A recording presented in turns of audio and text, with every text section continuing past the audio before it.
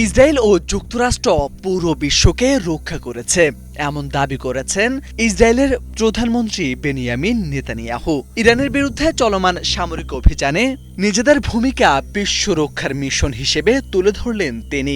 তবে এই দাবিকে ঘিরে নতুন করে বিতর্ক তৈরি হয়েছে আন্তর্জাতিক মহলে। ১৯ মার্চ দেওয়া এক বক্তব্যে নেতানিয়াহু বলেন, ইসরায়েল ও যুক্তরাষ্ট্রের সমন্বিত পদক্ষেপ শুধু আঞ্চলিক নয়, বরং বৈশ্বিক নিরাপত্তা নিশ্চিত করেছে। তার ভাষায়, আমরা জয়ী হচ্ছি এবং ইরান ধ্বংস হয়ে যাচ্ছে। তিনি দাবি করেন, ইসরায়েলি হামলায় ইরানের সামরিক সক্ষমতা বড় ধরনের ক্ষতির মুখে পড়েছে। এমনকি তেহরান এখন আর ইউরেনিয়াম সমৃদ্ধকরণ বা ব্যালিস্টিক ক্ষেপণাস্ত্র তৈরির সক্ষমতাও হারিয়েছে। তবে এসব দাবির পক্ষে কোনো সুনির্দিষ্ট প্রমাণ উপস্থাপন করতে পারেননি নেতানিয়াহু যখন এসব দাবি তোলেন, তখন ইরানের শক্তিশালী হামলায় জর্জরিত ইসরায়েল।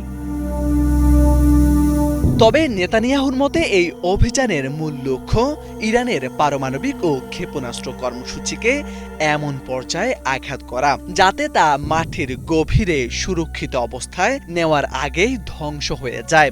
একই সঙ্গে তিনি বলেন, ইরানের ভিতরে এমন একটি পরিবেশ তৈরি করাও এই অভিযানের উদ্দেশ্য, যেখানে দেশটির জনগণ নিজেরাই নিজেদের ভবিষ্যৎ নির্ধারণ করতে পারে। মার্কিন প্রেসিডেন্ট ডোনাল্ড ট্রাম্পের সঙ্গে ঘনিষ্ঠ সমন্বয়ের বিষয়টিও তুলে ধরেন তিনি।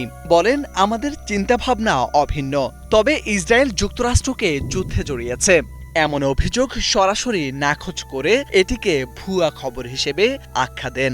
বিশ্লেষকদের মতে, নেতানিয়াহুর এ ধরনের শক্ত অবস্থান একদিকে ইসরায়েলের কৌশলগত বার্তা দিলেও অন্যদিকে প্রমাণবিহীন দাবির কারণে তা নতুন করে প্রশ্ন ও সংশয়ের জন্ম দিচ্ছে আন্তর্জাতিক অঙ্গনে।